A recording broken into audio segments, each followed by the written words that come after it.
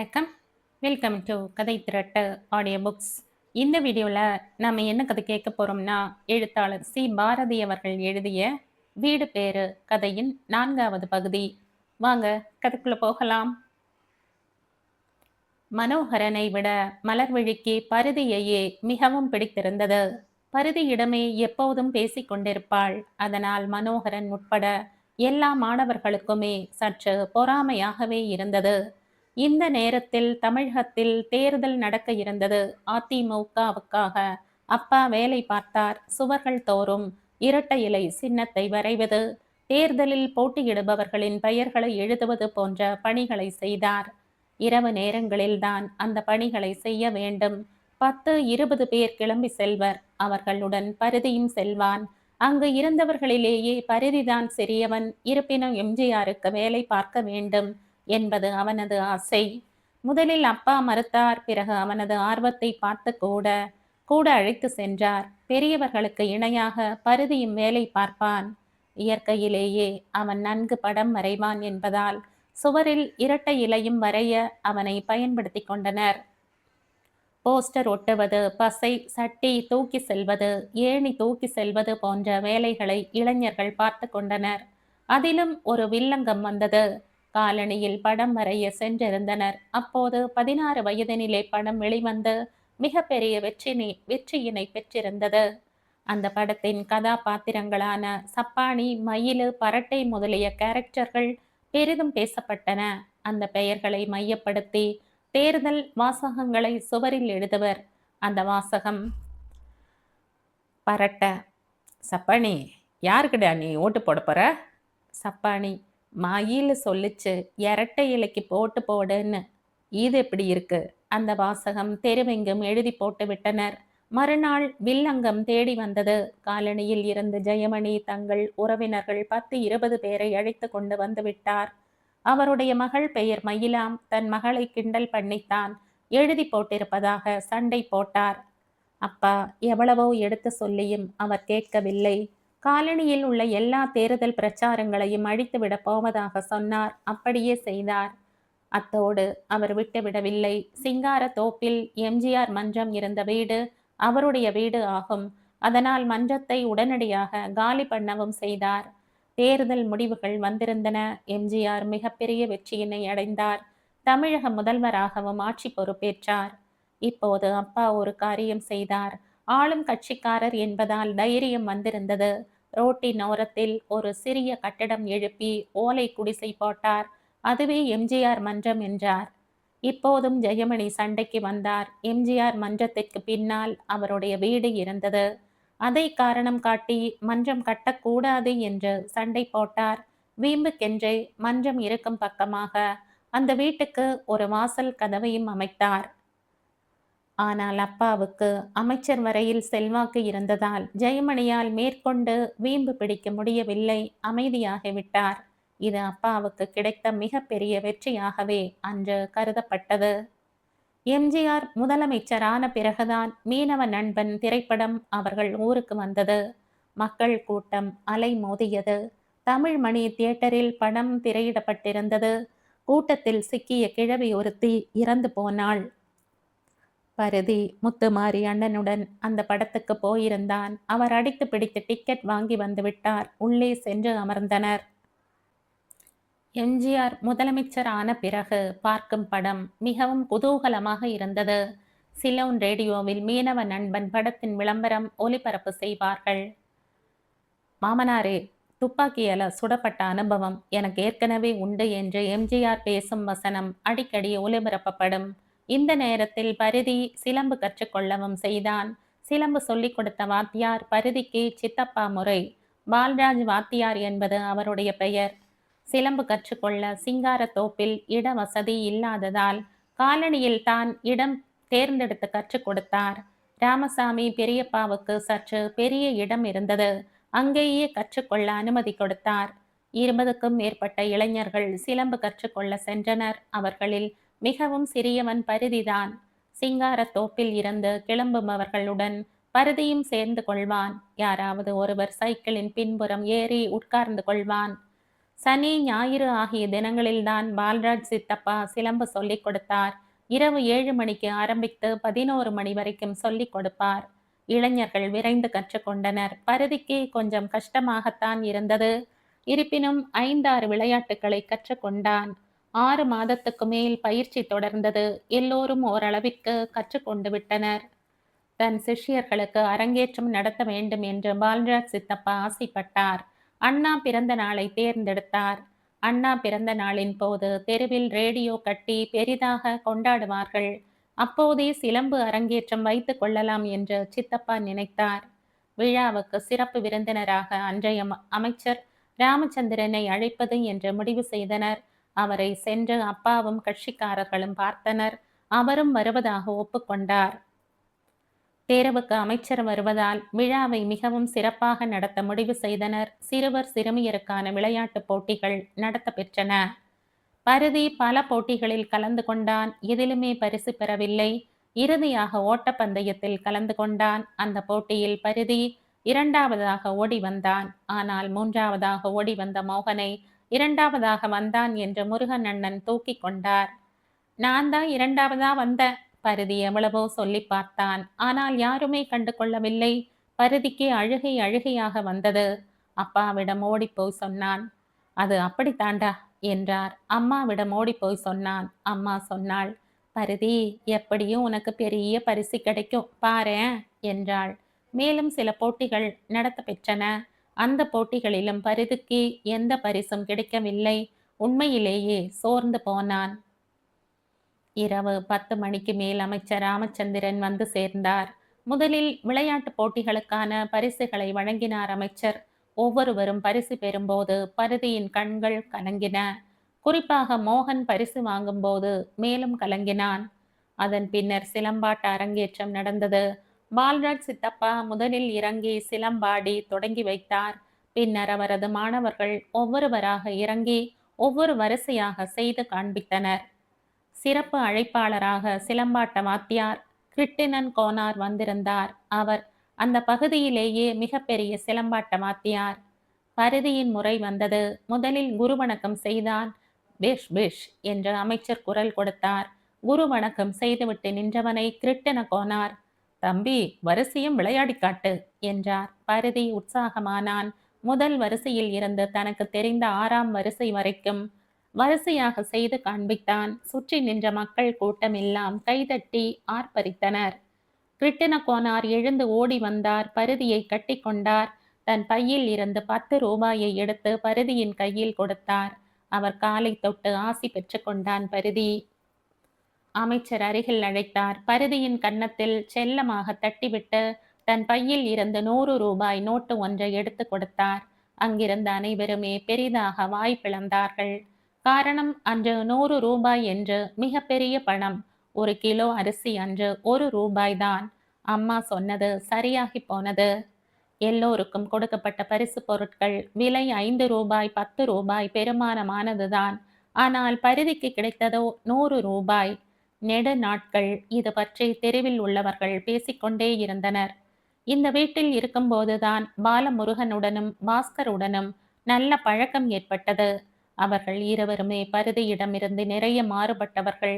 பருதியின் நன்றாக படிப்பான். அவர்களுக்கோ படிப்பு என்பது சுத்தமாக மண்டையில் ஏறாது. காலை விடிந்ததுமே எங்கே ஓடி ஒளியலாம் என்று சிந்திப்பர். வீட்டை விட்டு வெளியேறி விட்டார்கள் என்றால் அவர்களை கண்டுபிடிக்க முடியாது. அவர்களை போன்றவர்களுக்கு எல்லாம் முள்ளுக்காடே ஆதரவு அளித்தது. தெருவின் அருகிலேயே முள்ளுக்காடு இருந்தது. 2-3 ஏக்கர் இருக்கும். அடர்த்தியான கருவேல மரங்கள் நிற்கும். அந்த பகுதியில் உள்ளவர்கள் அனைவருக்கும் மலம் கழிக்கும் இடம் அந்த முள்ளுக்காடே ஆகும். அந்த முள்ளுக்காட்டுக்குள் தான் ஓடி ஒளிந்து கொள்வர். இவர்களை எல்லாம் தேடி கண்டுபிடித்து பள்ளிக்கு விரட்டி செல்ல வேண்டிய கடமை மணிமேகலை அக்காவிற்கு இருந்தது. தேடி இழுத்து வருவார். கையில் ஒரு பிரம்பை எடுத்துக்கொண்டு அவர்களை விரட்டியபடி பள்ளி வரை கொண்டு போய்விடுவார். அதில் பாலமுருகனும் பாஸ்கரனும் ஒரு ஐடியா செய்தனர். தங்கள் பள்ளி பைகளை தெப்பத்திற்கு தண்ணீர் வரும் மடை கிழக்கு பக்கம் ஒன்று இருந்தது. அந்த மடையின் உள்ளே பள்ளி பைகளை ஒளித்து வைத்துவிட்டு கிளம்பி சென்று விடுவர். எங்கு சென்றார்கள், என்ன செய்தார்கள் என்பதெல்லாம் தெரியாது. நன்றாக ஊர் சுற்றுவார்கள். மாலை பள்ளி முடியும் நேரத்துக்கு சரியாக வந்து மடையின் உள்ளே இருந்து பள்ளி பைகளை எடுத்துக்கொண்டு வீட்டுக்கு சென்று விடுவார்கள். மணிமேகலை அக்கா அந்த தெரு பசங்களை எல்லாம் தினமும் பள்ளிக்கு விரட்டி கொண்டு செல்வதற்கு காரணம் இருந்தது. அந்த பகுதியில் உள்ள எல்லா சிறுவர்களுமே அக்காவிடம்தான் டியூஷன் படித்தனர். தன்னிடம் டியூஷன் படிக்கும் மாணவர்கள் எல்லோருமே தவறாமல் பள்ளிக்கு செல்ல வேண்டும் என்றுதான் மணிமேகலை அக்கா அத்தனை பிரயத்தனப்பட்டார். வானொலி பிரியம் இன்னும் கூடியிருந்தது. காரணம், இளையராஜா தமிழ் திரையுலகில் தனிப்பெரும் ராஜாவாக கோலோச்ச தொடங்கியிருந்தார். இளையராஜா பாடல்கள் ஒலிபரப்பாகிறது என்றால் ரேடியோவை சுற்றி அமர்ந்து கொள்வார்கள். எளிதில் எழுந்து கொள்ள மாட்டார்கள். காலை எழுந்ததுமே சிலோன் ரேடியோவில் இருந்து வெளிவரும் பிறந்த நாள், இன்று பிறந்த நாள், நான் பிள்ளைகள் போலே தொல்லைகள் எல்லாம் மறந்த நாள் என்று கேட்கும்போது உள்ளமெல்லாம் பரவசத்தில் துள்ளும். அதைத் தொடர்ந்து அன்று பிறந்தவர்களுக்கெல்லாம் பிறந்த நாள் வாழ்த்துக்கள் வரிசையாக சொல்லப்படும்.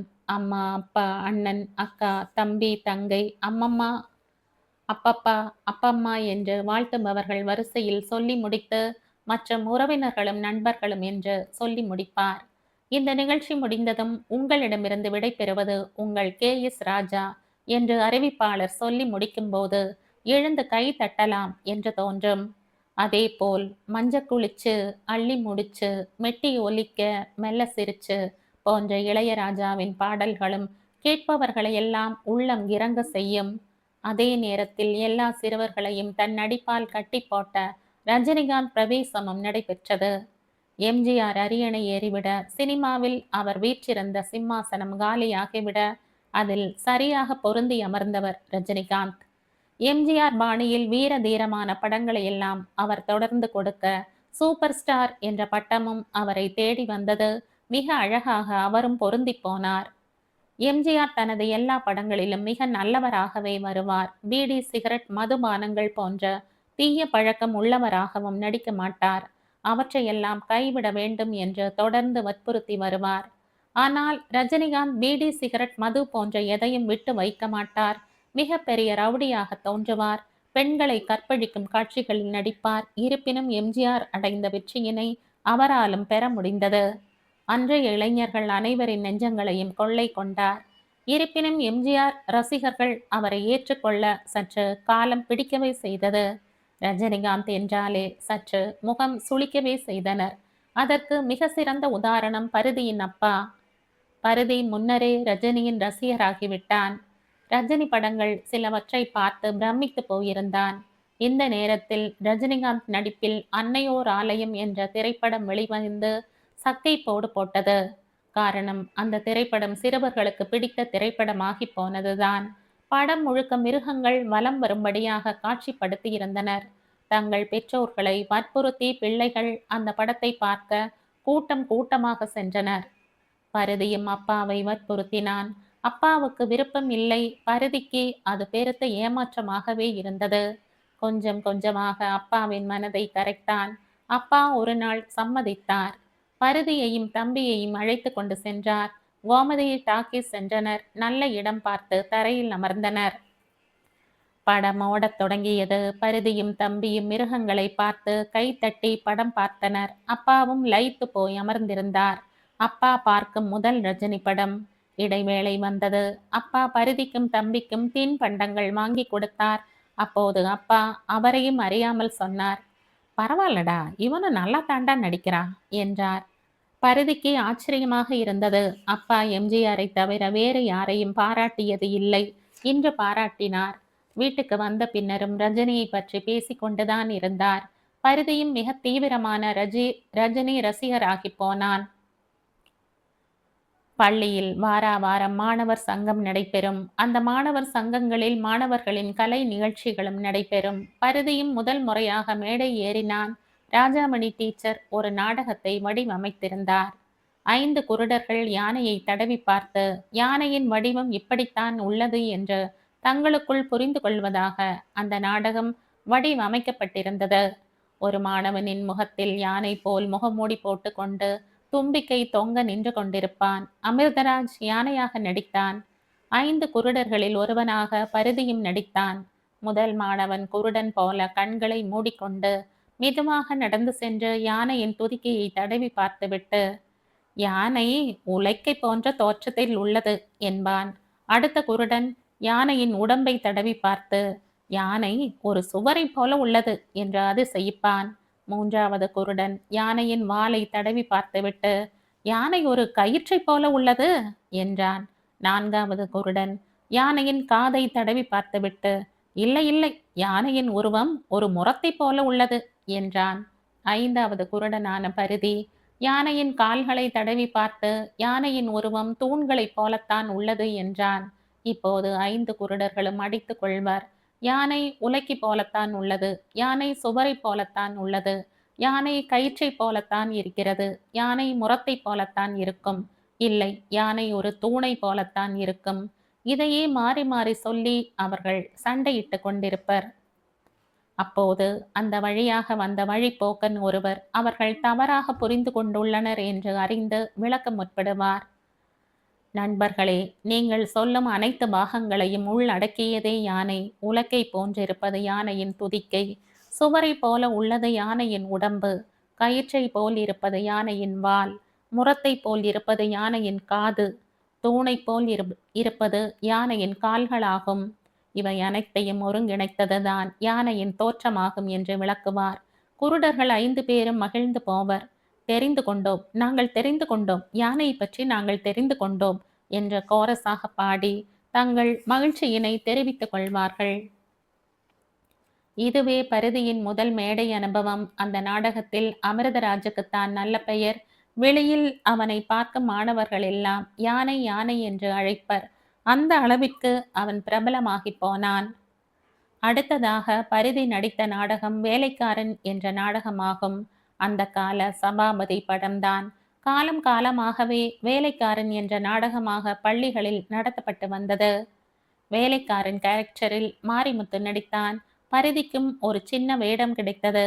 வீட்டுக்குள் திருடன் ஒருவன் நுழைந்து விடுவான். அந்த வீட்டில் திருடப் போவதாக முன்கூட்டியே திருடன் சவால் விட்டிருப்பான். அவனை பிடிப்பதற்காக 2 போலீஸ்காரர்கள் அந்த வீட்டில் மறைந்திருப்பர். அந்த 2 போலீஸ்களில் ஒருவனாக பரிதி நடித்தான். பொதுவாகவே வேலைக்காரன் நாடகத்தில் வேலைக்காரனாக நடிப்பவர்களுக்குத்தான் பெரிய வரவேற்பு கிடைக்கும். அதனால் மாரிமுத்துவே பெரிதும் பாராட்ட பெற்றான். சில காலங்கள் தலைகால் புரியாமல் அலைந்தான். எல்லோரிடமும் செருக்குடனேயே நடந்து கொள்வான். ஒரு சினிமா ஸ்டாருக்குரிய எல்லா பந்தாவுமே அவனிடமும் இருந்தது. ஆட்டோகிராஃப் ஒன்றுதான் எழுதி கொடுக்கவில்லை. அடுத்ததாக பரிதி நடித்த நாடகம் முட்டாள் பண்ணையார். அதாவது கல்வி அறிவில்லாத ஒரு பண்ணையார் தன் மகனையும் பள்ளிக்கு அனுப்ப மறுக்கிறார். கல்வி அறிவு இல்லாததாலேயே ஒரு நாள் தன் மகனையும் இழந்து விடுகிறார். முட்டாள் பண்ணையார் என்ற முக்கிய வேடத்தில் பரிதி நடித்தான். தன் மகன் இறந்ததும் பண்ணையார் கதறி துடித்து அழ வேண்டும். பரிதி கதறி துடித்து அழுதபோது முன்னே இருந்த ரசிகர் கூட்டம் முழுவதும் ஹோ என்று குரல் எழுப்பி தங்கள் மகிழ்ச்சியை தெரிவித்தனர். நாடகம் முடிந்ததும் ஆசிரியைகளும் பரிதியை பெரிதாக பாராட்டினர். பள்ளியிலேயே பரபரப்பாக பேசப்பட்டான் பரிதி. அவன் பள்ளி அருகில் செல்லும் போதெல்லாம் யாராவது ஒருவன் பண்ணையார் பண்ணையார் என்ற குரல் கொடுப்பார்கள். நிறைய பெருமிதத்துடன் மலம் வந்தான். பரிதி 6ஆம் வகுப்பு சென்றிருந்தான். மனோகரன் வேறு வகுப்பிற்கு சென்று விட்டான். மலர்விழியும் பரிதியும் ஒரே வகுப்பில் படித்தனர். மலர்விழி ரொம்பவும் மகிழ்ந்து போனாள். பரிதி, இந்த வருஷம் மனோகரன் நம்மளோட இல்ல. அப்ப நான் தான் முதல் மாணவி, நீ தான் 2ஆம் மாணவன் என்று சொல்லி குதூகலித்து போனாள். ஆனால் நடந்ததோ வேறு. பிரபா என்றொரு மாணவி மதுரையில் இருந்து மாற்றலாகி அவர்கள் பள்ளியில் வந்து சேர்ந்திருந்தாள். வந்த சில நாட்களிலேயே அவள் நன்றாக படிக்கும் மாணவி என்று தெரிந்து போய்விட்டது. முதல் மாதாந்திர தேர்விலேயே பிரபா முதல் மாணவியாக வந்து விட்டாள். மலர்விழி எப்போதும் போல் 2ஆம் மாணவியாகவே வந்திருந்தாள். அந்த தோல்வியினை மலர்விழியால் ஏற்றுக்கொள்ள முடியவில்லை. மறுநாளே வகுப்புக்கு வரவில்லை. பெண்கள் மேல்நிலை பள்ளிக்கு மாறி சென்று விட்டாள். சில நாட்கள் கழித்து சாலையில் சந்தித்தான் பரிதி. மலர்விழி எதிரே சைக்கிளில் வந்து கொண்டிருந்தாள். பரிதியை பார்த்ததும் சிரித்தபடி இறங்கினாள். பரிதி, நல்லா இருக்கியா என்று கேட்டாள். நல்லா இருக்க மலர். நீ இப்ப எப்படி படிக்கிற? நல்லா படிக்கிற. பரிதியை பார்த்து சிரித்தாள்.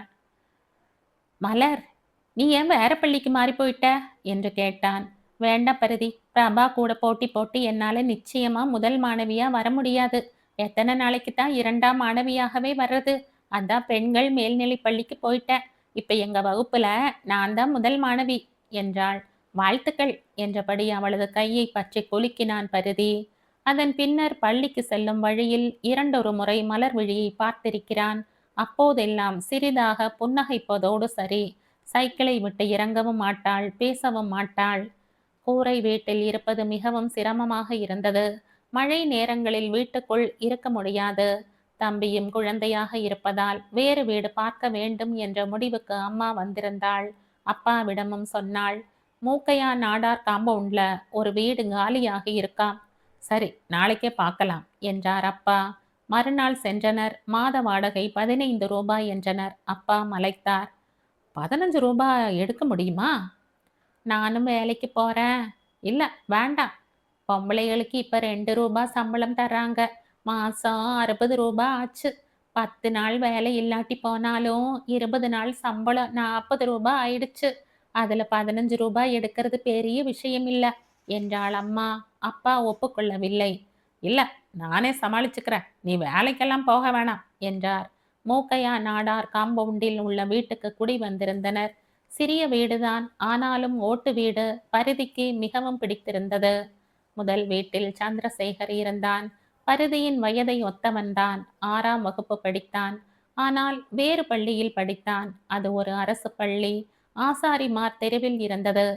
சந்திரசேகருக்கு 2 தம்பிகள். ஒருவன் மூக்கையா, இன்னொருவன் முருகன். ஒரு தங்கையும் இருந்தாள். அவள் பெயர் பிருந்தா. சந்திரசேகருடன் நல்ல நட்பு கொண்டு விட்டான் பரிதி. இருவரும் ஒன்றாகவே சுற்றுவார்கள். அவன்தான் ஆண்கள் மேல்நிலைப்பள்ளி விளையாட்டு திடலுக்கு பரிதியை அழைத்து சென்றான். அந்த பள்ளியின் பழைய மாணவர்களும் இன்றைய தொழில் அதிபர்களுமான சிலர் அங்கு வாலிபால் விளையாடுவார்கள். மாலை நேரங்களில் தினமும் அங்கு சந்திரசேகரும் பரிதியும் ஆஜராகி விடுவார்கள். அவர்கள் விளையாடிக் கொண்டிருக்கும் போது பந்து வெளியே தெறித்து ஓடிவிடும். அந்த பந்துகளை எடுத்து வந்து மீண்டும் அவர்களிடம் கொடுக்க வேண்டும். சந்திரசேகரும் பரிதியும் போட்டி போட்டுக்கொண்டு பந்தை எடுத்து போடுவார்கள். சந்திரசேகர் பரிதியை விட நல்ல உடல்வாகு கொண்டவன். அதனால் அவனே பெரும்பாலும் முந்திக் கொள்வான். எப்போதாவது சில நேரங்களில் தான் பரிதியின் கையில் பந்து சிக்கும். அப்போது மிகுந்த உற்சாகத்துடன் அவர்களிடம் ஓடிப்போய் பந்தை கொடுப்பான். இது தொடர்ந்தது. திடீரென்று சந்திரசேகர் வருவதை நிறுத்தி கொண்டான். பரிதி மட்டும் தினமும் தவறாமல் சென்று கொண்டிருந்தான். இந்த நேரத்தில் இவனுக்கு போட்டியாக பாலமுருகன் வந்தான். இப்போது அவனுடைய பெயர் விச்சு குச்சு. இந்த பெயரை அவனுக்கு வைத்தது முத்துமாரி அண்ணன்தான். முத்துமாரி அண்ணன் பொம்மக்கா கதை சொல்வார் என்று ஏற்கனவே பார்த்தோம் இல்லையா? அவர் திடீரென்று விச்சு குச்சு கதைகள் சொல்ல ஆரம்பித்தார். விச்சு குச்சு என்பது காமிக்ஸ் புத்தகம் ஒன்றில் வெளிவந்த காமெடி தொடர். விச்சு குச்சு என்பது 2 பேர். அந்த கதைகளை படித்துவிட்டு தனது கற்பனைகளையும் சேர்த்து அள்ளி விடுவார் முத்துமாரி அண்ணன். விச்சு குண்டாக இருப்பான், குச்சு ஒல்லியாக இருப்பான். விச்சு குச்சு 2 பேரையும் ஒன்று சேர்த்து விச்சு குச்சு என்று பாலமுருகனுக்கு பெயர் வைத்து விட்டார். பாலமுருகன் மிகவும் ஒல்லியாக இருப்பான். குச்சுவை போலவே ஒல்லியாக இருப்பதால் விச்சு குச்சு என்ற பெயர் அவனுக்கு பொருத்தமாக போய்விட்டது.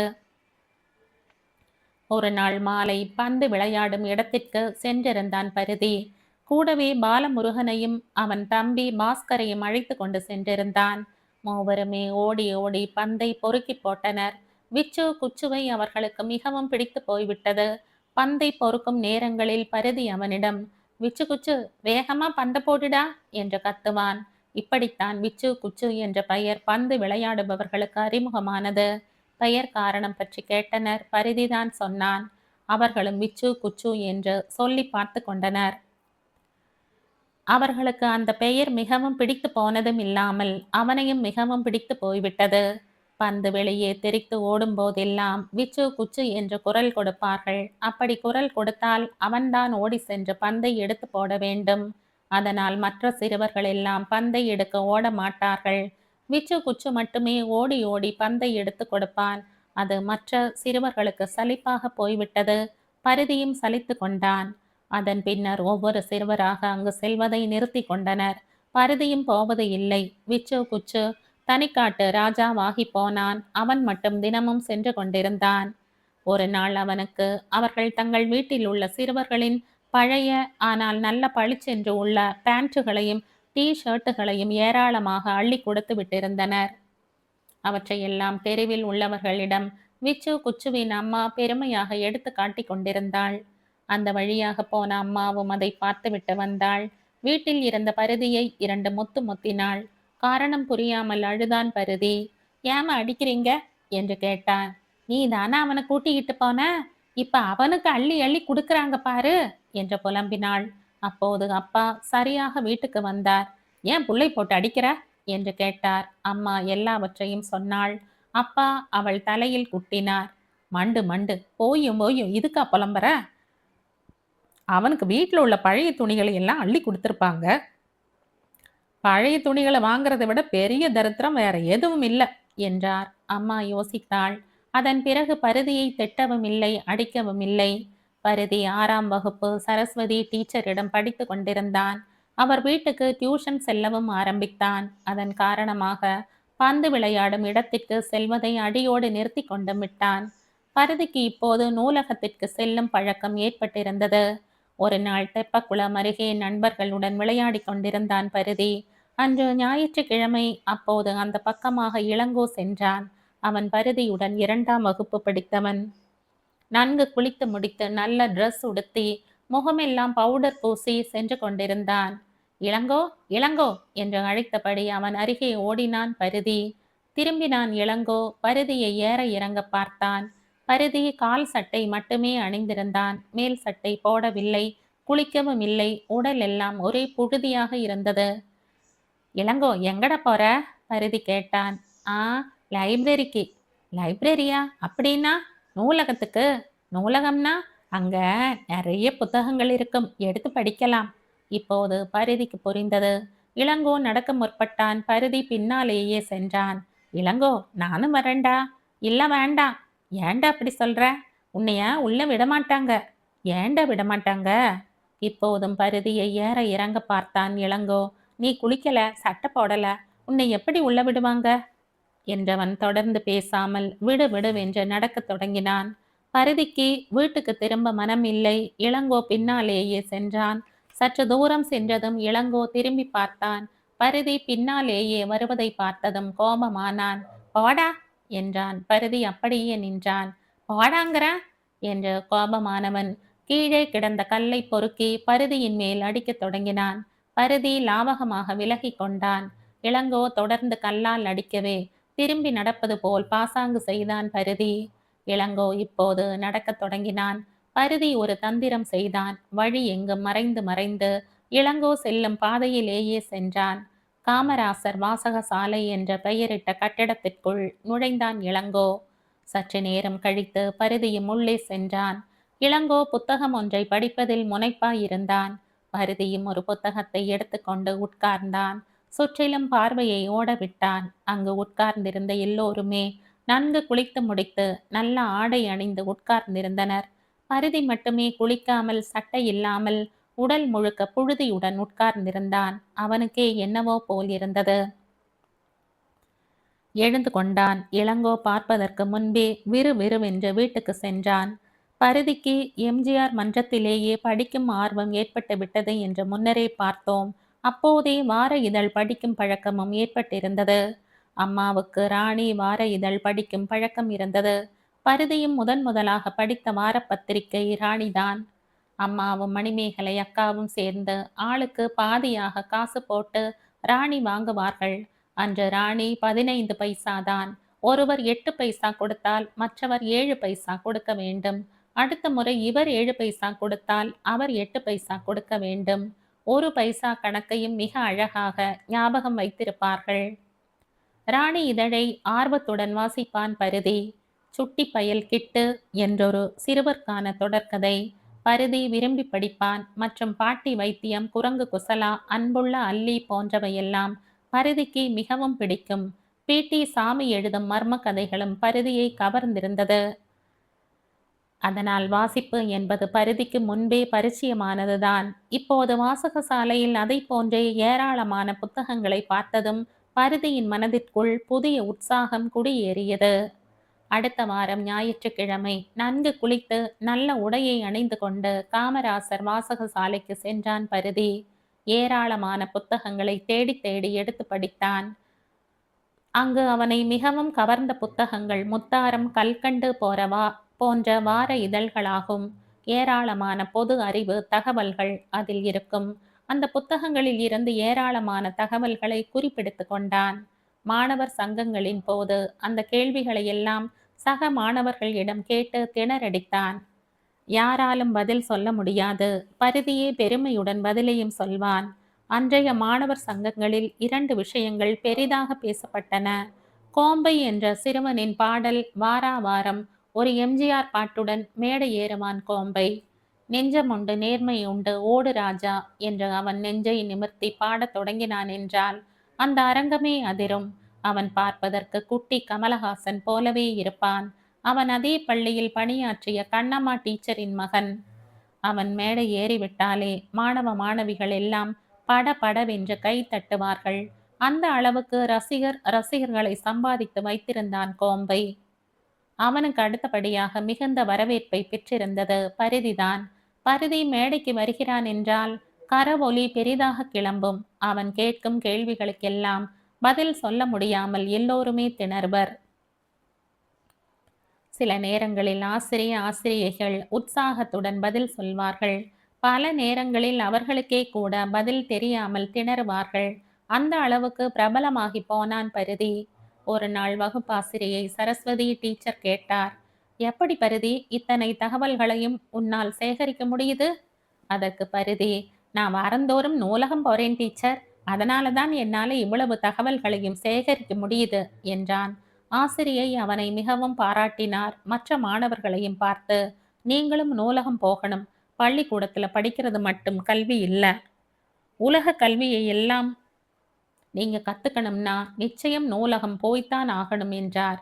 சரிங்க டீச்சர் என்று எல்லா மாணவ மாணவிகளும் கோரஸாக சொன்னார்கள். அதன் பின்னரும் பரிதி தொடர்ந்து நூலகம் சென்று கொண்டிருந்தான். இந்த வீட்டில் இருக்கும்போதுதான் ராஜபாளையம் மாமா முதன்முறையாக வீட்டுக்கு வந்திருந்தார். அவரது முதல் மனைவி இறந்துவிட 2வதாக திருமணம் செய்திருந்தார். பரிதி இருந்த வீட்டின் கடைசி வீட்டில் சங்கர் மாமா குடும்பம் இருந்தது. அவர் கருவாட்டுப்பேட்டையில் கடை வைத்திருந்தார். அவர்கள் வீட்டுக்குத்தான் கணேசன் மாமா தன் மனைவியுடன் வந்திருந்தார். 2 வீடு தள்ளி சொந்த தங்கையின் வீடு உள்ளது. அங்கு வர அவருக்கு விருப்பமில்லை. ஏனென்றால் ராஜபாளையத்தில் அவர் கருவாட்டு வியாபாரம் செய்து கொண்டிருந்தார். அப்பாவோ மூட்டை தூக்கும் தொழிலாளி. அதனால் தங்கையின் வீட்டுக்கு வர அவரது கௌரவம் இடம் கொடுக்கவில்லை. அத்தையின் பெயர் இளங்காமணி. அவருக்கு சிறிது நேரத்திலேயே அம்மாவை பற்றி தெரிந்துவிட்டது. என் நாத்தனார் வீட்டுக்கு நான் போவேன் என்று சொல்லிவிட்டு உரிமையாக வீட்டுக்கு வந்து விட்டார். வேறு வழியின்றி மாமாவும் தங்கையின் வீட்டுக்கு வந்தார். அப்போது பரிதி முத்தையா நாடார் ரைஸ் மில்லில் விளையாடி கொண்டிருந்தான். அங்கு விச்சு குச்சு ஓடி வந்தான். டேய், உங்க வீட்டுக்கு மாமா வந்திருக்காருடா என்றான். பரிதி அடித்து பிடித்து கொண்டு ஓடினான். மாமாவும் அத்தையும் பரிதியை அருகில் அழைத்து கொண்டனர். பரிதி அப்போதுதான் மாமாவை முறையாக பார்க்கிறான். இளங்கோமணி அத்தைக்கு அம்மாவையும் அப்பாவையும் மிகவும் பிடித்து போய்விட்டது.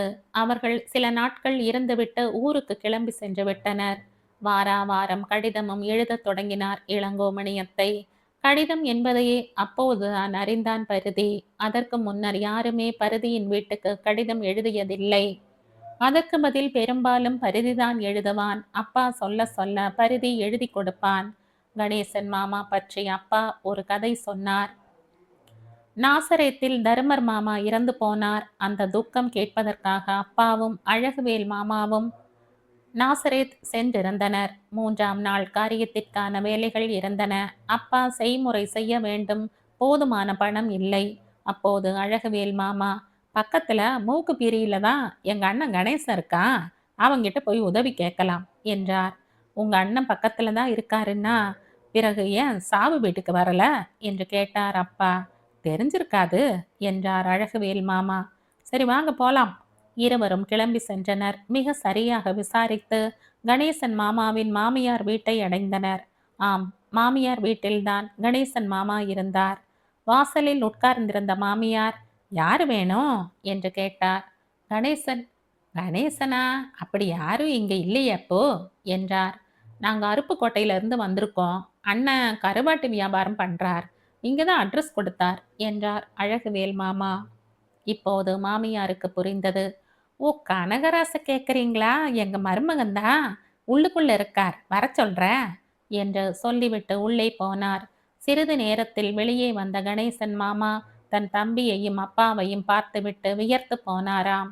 விரைந்து கீழ் இறங்கி வந்தவர், வாங்க, மாதா கோவில் கிட்ட போகலாம் என்று அழைத்து கொண்டு சென்றார்.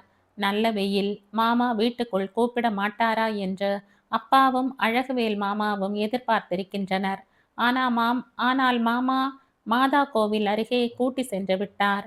அப்பாவும் அழகுவேல் மாமாவும் தருமர் மாமா இறந்து போனது பற்றியும், காரியம் செய்வதற்கு பணம் உடையாக இருக்கிறதென்றும், ஒரு 100 ரூபாய் கொடுத்து உதவினால் 1 மாதத்திற்குள் திருப்பி தந்து விடுவதாகவும் சொன்னார்கள். அதற்கு கணேசன் மாமா பதறியபடியே, நானே இங்க மாமியார் வீட்டில் சாப்பிட்டுக்கிட்டு இருக்கேன், என்கிட்ட ஏதுவே பணம் என்று கையை விரித்து விட்டார். தருமர் மாமா இறந்து போனது பற்றி ஒரு வார்த்தை கூட கேட்கவும் இல்லை. சரி, நீங்க போயிட்டு வாங்க என்று கணேசன் மாமா கிளம்பி சென்று விட்டார். அப்போதுதான் அப்பா கவனித்தார். அவர்கள் கையில் கொண்டு வந்த பையை கணேசன் மாமா வீட்டு வாசலிலேயே வைத்து விட்டு வந்திருந்தனர். அதனை எடுப்பதற்காக சென்றனர். மாமியார் விசாரித்தார். யார் அவங்க? நான் அருப்புக்கோட்டையில் ஐஸ் வியாபாரம் பார்த்தப்ப எனக்கு பழக்கமானவங்க. பக்கத்து வீட்டில் தான் இருந்தாங்க.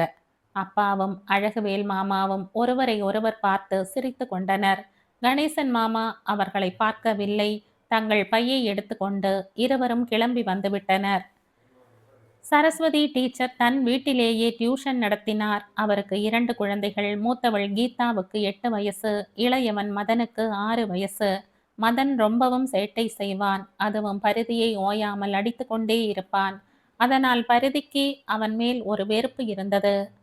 ஒரு நாள் தரையில் அமர்ந்து பரிதியும் தோழர்களும் படித்து கொண்டிருந்தனர். அப்போது அருகில் உள்ள சுவரில் இருந்த கல்லை கை தவறி கீழே தள்ளிவிட்டான். அது சரியாக பரிதியின் மண்டையில் விழ ரத்தம் கொட்ட ஆரம்பித்தது. பரிதி அழ ஆரம்பித்து விட்டான். உள்ளே இருந்த டீச்சரும் அவர் கணவரும் ஓடி வந்தனர்.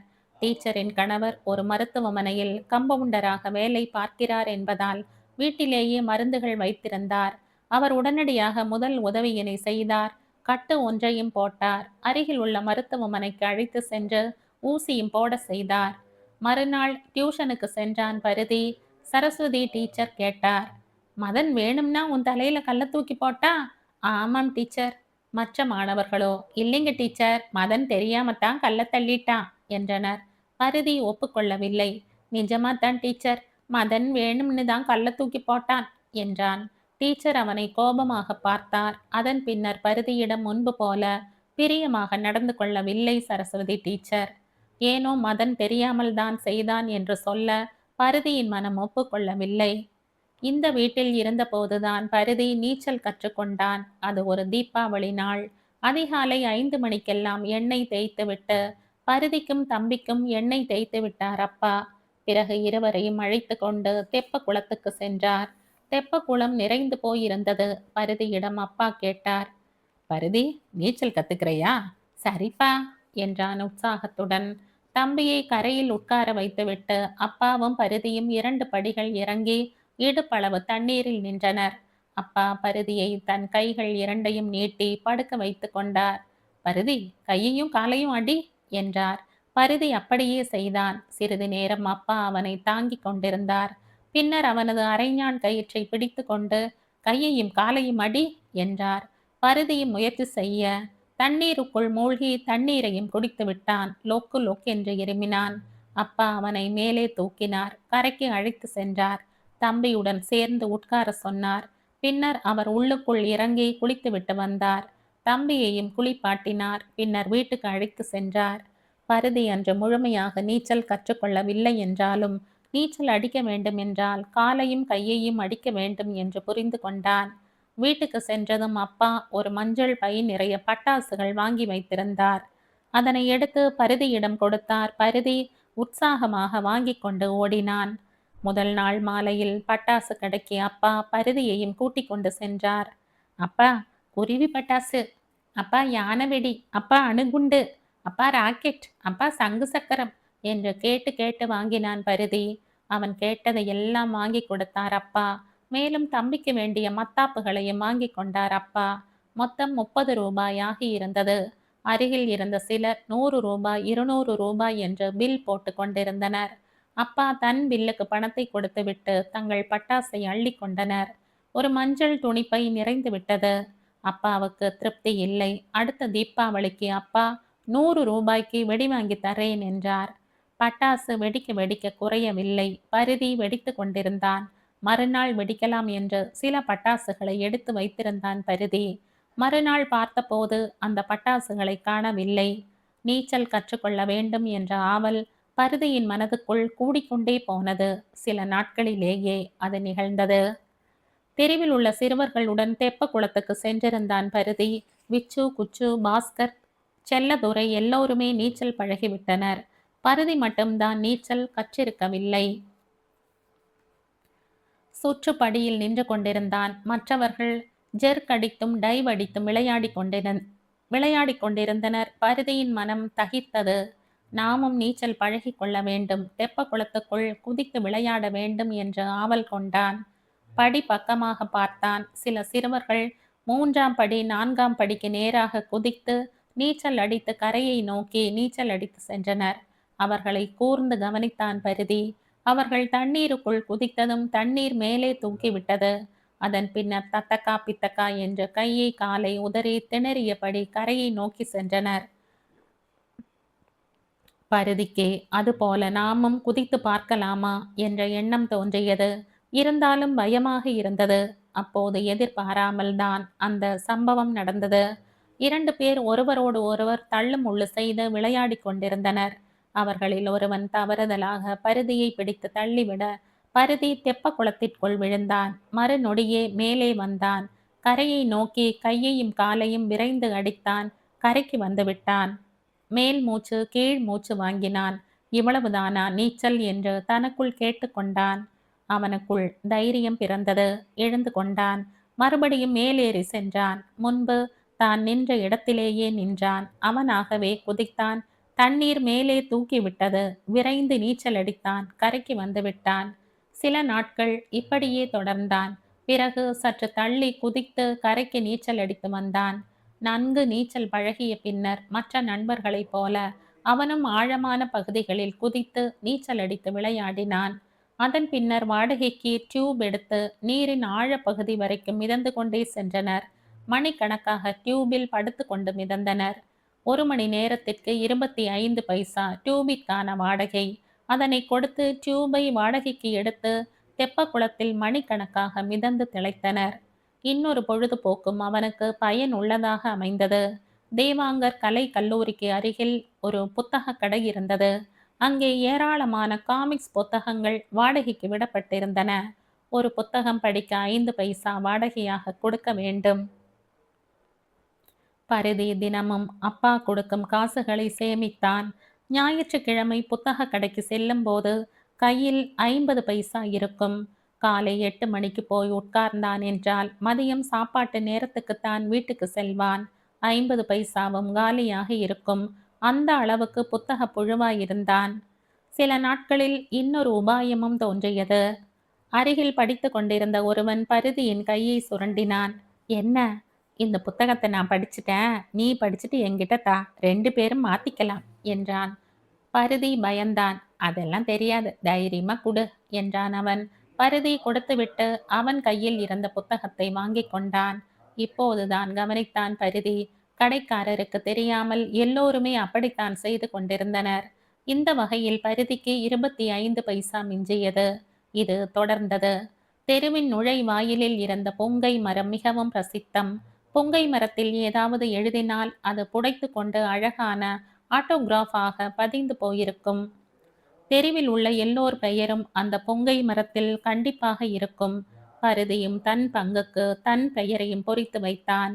மாலை நேரங்களில் பெரும்பாலும் அந்த பொங்கை மரத்தின் அடியில்தான் விளையாடி கொண்டிருப்பர். இரவு கவியும். அப்போது திடீரென்று ஒருவன் கத்துவான், டேய் மூக்கையாடோய்! அவ்வளவுதான். எல்லோரும் அலறி அடித்து கொண்டு தங்கள் வீட்டுக்கு ஓடுவார்கள். மூக்கையா என்பவரை சில மாதங்களுக்கு முன்னர்தான் கொன்று செங்கோட்டை ஊரணி ஓடையில் போட்டிருந்தனர். அவருடைய ஆவி அந்த பொங்கை மரத்தில் இருப்பதாக புரளி கிளப்பி விட்டிருந்தனர். அதையே இருள் கவியும் போதெல்லாம் சிறுவர்கள் கத்தி பயமுறுத்தி தங்கள் வீட்டுக்கு ஓடி செல்வார்கள். சிங்காரத்தோப்புக்கு அருகில் உள்ள பாலர் பள்ளியில் ஆண்டு விழா நடந்தது. பரிதியும் தங்கள் தெரு சிறுவர்களுடன் சென்றிருந்தான். மலர்விழியும் வந்திருந்தாள். நெடு நாட்களுக்கு பின்னர் அன்றுதான் பரிதியிடம் பேசினாள். தன் அருகில் இருந்த இருக்கையில் உட்கார சொன்னாள். பரிதியும் உட்கார்ந்து கொண்டான். பரிதிக்கு ரொம்பவும் சந்தோஷமாக இருந்தது. நிகழ்ச்சிகள் தொடர்ந்து கொண்டிருந்தன. தெரு சிறுவர்கள் எல்லோரும் வந்தனர். பரிதி, நேரமாச்சு, வா வீட்டுக்கு போகலாம் என்றனர். பரிதி எழுந்து கொள்ள முயன்றான். அவன் கையை பற்றி உட்காருடா என்றாள் மலர்விழி. பரிதி விழி பிதுங்கினான். எத்தனை நாள் கழிச்சு பார்த்திருக்கோம், கொஞ்ச நேரம் உட்காருடா என்றாள். பரிதி தன் நண்பர்களை பார்த்து, நீங்க போங்கடா, நான் கொஞ்ச நேரம் கழிச்சு வரேன் என்றான். அவர்களும் சென்று விட்டனர். சரியாக 1 மணி நேரத்தில் மலர்விழியின் அம்மா அங்கே வந்தார். வா போகலாம் என்றார். மலர்விழி அவள் தங்கைகளுடன் எழுந்து கொண்டாள். வரண்டா என்ற பரிதிக்கு கையை காட்டிவிட்டு சென்றாள். மணி 11க்கு மேலே ஆகிவிட்டது. பரிதி அப்படியே எழுந்து சென்றான். தங்கள் தெருவில் உள்ளவர்கள் யாராவது இருக்கிறார்களா என்று சுற்றுமுற்றும் பார்த்தான். கூட்டம் குறையாமல் ஏராளமாகத்தான் இருந்தது. அதனால் யாரையும் பிரித்து பார்க்க முடியவில்லை. சுற்றி சுற்றி வந்தான் பரிதி. அவன் உடம்பு வலுவிழந்து விட்டது. மேடைக்கு பின்புறம் பள்ளி சிறுவர்களுக்கு மேக்கப் போடும் வேலை நடந்து கொண்டிருந்தது. அங்கே சில சிறுவர்கள் படுத்து கிடந்தனர். அவர்கள் அருகே படுத்து கொண்டான் பரிதி. அப்படியே உறங்கியும் போனான். வாட்ச்மேன் அங்கு படுத்திருந்த சிறுவர்களை எல்லாம் தட்டி எழுப்பி விரட்டி கொண்டிருந்தார். பரிதியையும் எழுப்பினார். அலங்க மலங்க பார்த்தான். ஆண்டு விழா எப்போதோ முடிந்திருந்தது. எழுந்து வெளியே வந்தான். முன்னால் நடக்கும் சிறுவர்கள் பின்னாலேயே சென்றான். அவர்கள் தெரு பக்கமாக யாருமே செல்லவில்லை. கும் இருட்டாக இருந்தது. அதனால் வீட்டுக்கு போக பயமாக இருந்தது. அந்த சிறுவர்களோ எதிர் திசையில் சென்றனர். நெல்பேட்டை முக்கு சென்றதும் அவர்கள் தொடர்ந்து நடந்து சென்று விட்டனர். பரிதி எங்கே செல்வதென்று தெரியாமல் நின்றான். மணி அப்போதுதான் 2 ஆகியிருந்தது. அங்கே ஒரு பெட்டிக்கடை திறந்திருந்தது. அங்கு ஆட்கள் வருவதும் போவதுமாக இருந்தனர். அந்த வெளிச்சத்திலேயே நின்று கொண்டிருந்தான். அப்போது ஒரு போலீஸ்காரர் அங்கே வந்தார். பரிதியை பார்த்தார். டே, யாரா நீ என்று அதட்டலாய் கேட்டார். அவ்வளவுதான். தங்கள் தெருவை நோக்கி ஒரே ஓட்டமாக ஓடினான் பரிதி. தெப்பம் அருகில் வந்ததும் நின்றான். கும் இருட்டு. உடல் நடுங்கியது. நாக்கு வறண்டது. கண்ணீர் முட்டி கொண்டு வந்தது. பல்லை கடித்து கொண்டான். கண்ணை மூடிக்கொண்டான். ஒரே ஓட்டமாக ஓடினான். பொங்கை மரத்தருகில் வரும்போது இன்னும் பயம் கூடியது. டேய் மூக்கையா டோய் என்று யாரோ கத்துவது போல் இருந்தது. இன்னும் வேகத்தை கூட்டினான். தட தடவென்று ஓடினான். பாக்கியம் பெரியம்மா வீடு வந்தது. அவர்கள் வீட்டு கதவு பூட்டி இருந்தது. பெரியம்மா, பெரியம்மா, என்னை காப்பாத்துங்க என்று அலறியபடி கதவை தட்டினான். ஆனால் யாரும் எழுந்து கொள்ளவில்லை. பரிதியின் உடல் மேலும் நடுங்கியது. ஒரே ஓட்டமாக ஓடினால் வீட்டுக்கு சென்று விடலாம் என்று நினைத்தான்.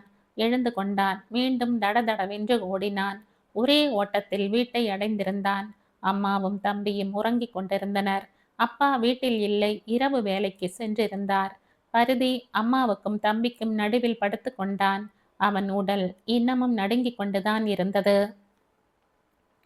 கணேசன் மாமாவும் இளங்கோமணி அத்தையும் மீண்டும் வீட்டுக்கு வந்திருந்தனர். 1 வாரம் தங்கி இருந்தனர். அப்போது மாமா பரிதியை உறவின் முறைக்கு சொந்தமான பம்ப் செட் கிணற்றுக்கு அழைத்து சென்றார்.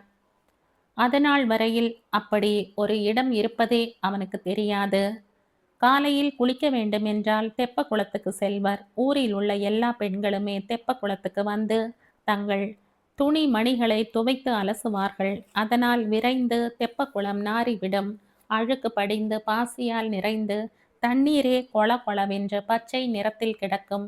அந்த தண்ணீரில் இப்போது யாருமே குளிக்க முடியாது. இந்த நேரத்தில் செங்கோட்டை ஊருணி கை கொடுக்கும். அங்குதான் பரிதியும் அவன் தோழர்களும் தினமும் காலையில் குளிப்பார்கள். செங்கோட்டை ஊரணிக்கு அருகிலேயே இப்படி ஒரு பம்ப் செட் வசதி உள்ளது என்று பரிதிக்கு அன்று வரையில் தெரிந்திருக்கவில்லை. வரிசையாக தொட்டிகள், பம்ப் செட் அடிக்கும் தண்ணீர் ஓடிக்கொண்டிருக்க எல்லா தொட்டிகளும் நிரம்பி வழிய வரிசையாக நின்று அள்ளி அள்ளி குளித்து கொண்டிருந்தனர்.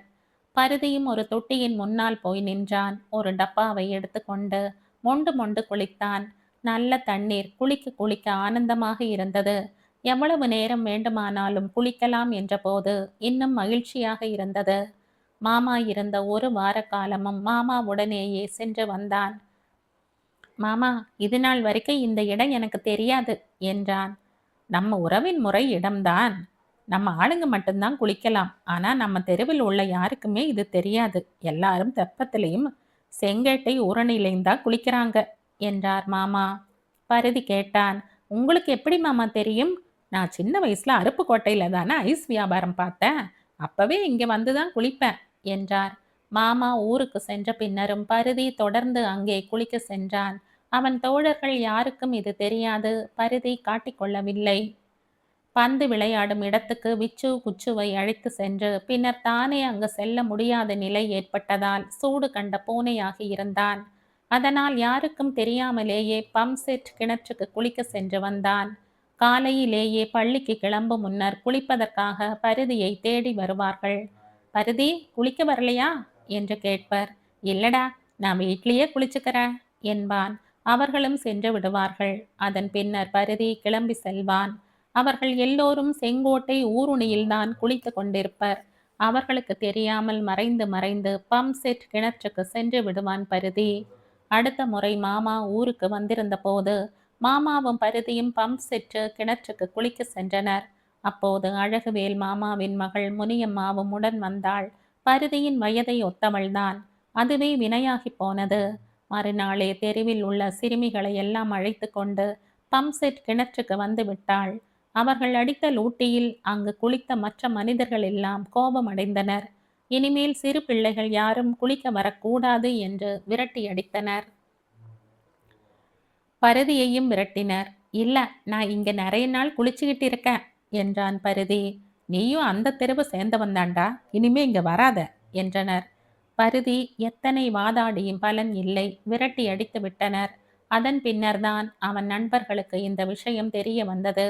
அவர்கள் பருதியை பார்க்கும் போதெல்லாம் கேலி பேசினர். விச்சு குச்சுவும் அவன் தம்பியும் ஆட்டமாய் ஆடினர். அதையெல்லாம் பருதி பெரிதுபடுத்தவில்லை. இதை தொடர்ந்து தெருவில் உள்ள சிறுவர்களிடம் 2 கோஷ்டி உருவாகியது. ஒரு கோஷ்டிக்கு ஆறுமுகசாமி தலைமை தாங்கினான். அவன் தம்பி டோக்கன். உலகில் உள்ள மொத்த அக்குறும்புகளுக்கும் சொந்தக்காரன். பெயர் முனியசாமி. ஆனால் டோக்கன் என்று சொன்னால்தான் அவனை எல்லோருக்கும் தெரியும். ஆறுமுகசாமியை முதலில் எல்லோரும் குட்டையன் என்றுதான் கூப்பிடுவார்கள். ஏனென்றால் அவன் வயதுக்கு தக்க வளர்த்தி இல்லாதவன். மிகவும் குட்டையாகவே இருப்பான். அதனாலேயே குட்டையன் என்றான். பிறகு அவன் எல்லோரையும் முறைத்தான். என்னை இனிமே குட்டையன்னு சொன்னா அவ்வளவுதான், ஆறுமுகசாமின்னு கூப்பிடுங்க என்றான். கொஞ்சம் கொஞ்சமாக குட்டையன் என்ற பெயர் மாறி ஆறுமுகசாமி என்று எல்லோரும் அழைக்க தொடங்கிவிட்டனர். ஆனால் அவன் தம்பி டோக்கனுக்கு அந்த பெயரே மிகவும் பிடித்திருந்தது. அதனால் பெருமிதப்படவே செய்தான். தோழர்கள் தொடர்ந்து அவனை டோக்கன் என்றே அழைத்தனர். பருதி ஒரு குழுவுக்கு தலைமை தாங்கினான். அவன் குழுவில் விச்சு குச்சு, பாஸ்கர், பால்சாமி, சவுந்தரபாண்டி போன்றோர் இருந்தனர். பருதி அவர்களிடம், தினமும் ஒழுங்கா பள்ளிக்கூடம் போகணும், நல்லா படிக்கணும், நல்ல ட்ரெஸ் பண்ணணும் என்றெல்லாம் பல அறிவுரைகளையும் சொல்வான். அவர்களும் சரி என்று கேட்டுக்கொள்வர். சில காலம் கழித்தே அவர்கள் எல்லோரும் ஆறுமுகசாமியின் ஆட்கள் என்று தெரிய வந்தது. பருதியிடம் கேட்டுவிட்டு அதையெல்லாம் அப்படியே ஆறுமுகசாமியிடம் சென்று சொல்லி விடுவார்கள். அவன் பேசிய விஷயங்களை எல்லாம் ஆறுமுகசாமி வழியில் நின்று கொண்டு கேலியும் கிண்டலுமாக பேசுவான். நான் பேசியது இவனுக்கு எப்படி தெரிந்தது என்று பருதி குழம்பி போவான். தன் நண்பர்களையும் சந்தேகப்படுவான். இவனாக இருக்குமோ அவனாக இருக்குமோ என்றெல்லாம் குழம்புவான். ஆனால் ஒரு நாள் எல்லோருமே ஆறுமுகசாமியின் ஆட்கள் என்று தெரிந்தபோது மிகவும் மனம் வருந்தினான். இவர்களையா நண்பன் என்று ஏமாந்து போனேன் என்று மிகவும் வருந்தினான். அவர்கள் பச்சோந்தியாய் மாறியதற்கு காரணமும் இருந்தது. ஆறுமுகசாமி ஒரு மிக்சர் கடையில் வேலை பார்த்தான். அங்கிருந்து ஏராளமான கழிவு தின்பண்டங்களை அள்ளி வருவான். அவற்றையெல்லாம் எல்லோருக்கும் தின்ன கொடுப்பான். அதற்காகவே அவன் பின்னால் எல்லோருமே சுற்ற ஆரம்பித்தனர். பருதி ஒரு முடிவுக்கு வந்தான். இனி யாருடனும் நட்பு கொள்ளக்கூடாது, யாரிடமும் பேசக்கூடாது என்று உறுதியான முடிவுக்கு வந்தான். அப்படியே நடந்து கொண்டான். பரிதியின் அருமை இப்போதுதான் எல்லோருக்கும் தெரிந்தது. ஆறுமுகசாமியை விட்டு பரிதியை நோக்கி வர ஆரம்பித்தனர். இன்னொரு காரணமும் இருந்தது. ஆறுமுகசாமி அந்த நட்பு வட்டத்தை வெறுக்க ஆரம்பித்தான். அவனிடம் பெரிய மனித தோரணை வர ஆரம்பித்து விட்டது. காலையில் வேலைக்கு கிளம்பி செல்லும்போது வீட்டை விட்டு வெளியே வருவான். மாலை வேலை முடிந்து வந்தால் வீட்டுக்குள்ளேயே இருந்து விடுவான். வெளியிலும் வரமாட்டான். அண்ணனின் மாற்றத்தை கண்ட டோக்கன் அந்த அணிக்கு தான் தலைமை ஏற்க நினைத்தான். ஆனால் டோக்கன் அக்குறும்பு நிறைந்தவன். நிச்சயம் அவனால் தங்களுக்கு ஏதாவது ஒரு வகையில் பாதிப்பும் ஏற்படலாம் என்று நினைத்தனர். அதன் காரணமாகவே பரிதியிடம் ஓடி வந்தனர். பரிதிதான் ஏற்கனவே சூடு பட்டவனாயிற்றே. அதனால் அவர்களிடம் ஓரளவே நெருக்கம் காட்டினான். எப்போதும் உஷாராகவே இருந்தான். பலரும் பரிதிக்கு போட்டிக்கு வர பார்த்தனர். ஆனால் முடியவில்லை. பிறகு பரிதியின் பின்னாலேயே வந்து சுற்றுவார்கள். ராணி வார இதழை போன்றே தேவி வார இதழ் என்றொரு பத்திரிகை வெளிவந்தது. பல விஷயங்கள் பரிதியை கவர்ந்தன. முட்டாள் குருவும் மூட சீடர்களும் என்ற பரமார்த்த குரு கதைகள் பரிதியை மிகவும் கவர்ந்தன. வயிறு வலிக்க சிரிக்கும்படியாக அந்த கதைகள் இருந்தன. நூலகத்தில் அந்த கதைகளை படித்தவுடன் நேராக தெருவுக்கு வருவான். யாரிடமாவது கதையை சொல்ல வேண்டும் என்று மனம் தவியாய் தவிக்கும். அப்போது தன்னை சுற்றி வரும் நண்பர்களை ஏற்றுக்கொண்டான். அவர்களை சுற்றிலும் உட்கார வைத்து கொண்டு பரமார்த்த குரு கதையை சொல்வான். கேட்பவர்கள் எல்லாம் விழுந்து விழுந்து சிரிப்பார்கள். அது பரிதிக்கு மேலும் உற்சாகத்தை கொடுக்கும். அந்த கதைகளில் புதிது புதிதாக தன் கற்பனைகளையும் சேர்த்து அவிழ்த்து விடுவான். அதற்கும் நல்ல வரவேற்பு கிடைத்தது. முழுக்க முழுக்க கதை சொல்லியாகி போனான் பரிதி. இப்போது பரிதிக்கு நன்றாக நீச்சல் அடிக்க தெரிந்திருந்தது. தெப்ப குளத்திற்குள் கிணறு ஒன்றும் இருந்தது. அந்த கிணற்றுக்குள் குதித்து நீச்சல் அடித்து விளையாடுவதும் உண்டு. தெப்ப குளத்தின் வடக்கு கரையில் பெண்கள் குளிப்பது உண்டு. அழகியும் அவள் தோழிகளும் குளித்துவிட்டு வந்து கொண்டிருந்தனர். அழகியை பார்த்ததும் பரிதிக்கு மேலும் உற்சாகமாகிவிட்டது. கிணற்று திண்டில் இருந்து உள்ளே டைவ் அடித்தான். 1 மணி நேரம் கழித்து வீட்டுக்கு சென்றான் பரிதி. நிறைய நேரம் குளித்ததால் கண்கள் எல்லாம் சிவந்து போயிருந்தன. அப்பா வீட்டில் இருந்தார். எங்கடா போயிட்டு வர என்று கேட்டார். விளையாட போயிருந்தம்பா. கண்ணெல்லாம் சிவப்பா இருக்கு. குளிக்க போனேன். எங்க போய் குளிச்ச? தெப்பத்துல. தெப்பத்திலையா? தெப்பத்துல இருக்கிற கிணத்துலையா? தெப்பத்துல தான். இல்ல கிணத்துல தானே குளிச்ச? இல்லப்பா, தெப்பத்துல தான் குளிச்சேன். வேணும்னா பாஸ்கர் கிட்ட கேளுங்க. அப்பா கோபமானார். கிணத்துல குளிச்சதும் இல்லாம பொய் வேறையா சொல்ற என்றவர் அடுப்பில் இருந்த விறகு கட்டையை எடுத்தார். நல்ல தணலாக இருந்தது. பரிதி கதற கதற காலில் சூடு வைத்தார். அப்பா அத்தனை கொடூரமாக நடந்து கொண்டு பரிதி அதுநாள் வரையில் பார்த்தது இல்லை. கால் வலித்தது.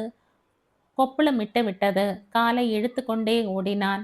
தெப்ப குளத்திற்கு எதிரே உள்ள சிமெண்ட் ரோட்டில் சென்றான். வழியில் ஒரு பெரிய பங்களா இருந்தது. காம்பவுண்டு சுவருக்குள் வளர்ந்திருந்த மரங்கள் வெளியிலே கிளை பரப்பி நிழல் விரித்து நின்றன. அந்த நிழலில் பரிதி படுத்து விட்டான். நன்றாக உறங்கியும் விட்டான். எத்தனை நேரம் அங்கே உறங்கி கிடந்தான் என்று சொல்ல முடியாது. அம்மாவின் குரல் கேட்டு கண் விழித்தான். எங்கெல்லாம் தேடுறது? அந்த மனுஷனுக்கு புத்தி இப்படியா போவும்? காலை காட்டியா என்றாள். காலை காட்டினான் பரிதி. 2 இடங்களில் கொப்புளம் இருந்தது. அம்மா அதை பார்த்ததும் பதறிப்போனாள். பரிதியை கட்டி கொண்டு அழுதாள். வாயா வீட்டுக்கு போகலாம் என்று கூட்டிக் கொண்டு போனாள். அப்பாவிடம் சண்டை போட்டாள். அப்பா சொன்னார், இங்க பாரு, அந்த கிணத்துல எத்தனை சுத்துப்பட்டி இருக்கும்னு தெரியுமா? அந்த படியில இவன் தலை மோதினா என்ன ஆகும் என்று ஆதங்கத்துடன் சொன்னார். அம்மாவுக்கும் புரிந்தது. பரிதிக்கு அறிவுறுத்தினாள்.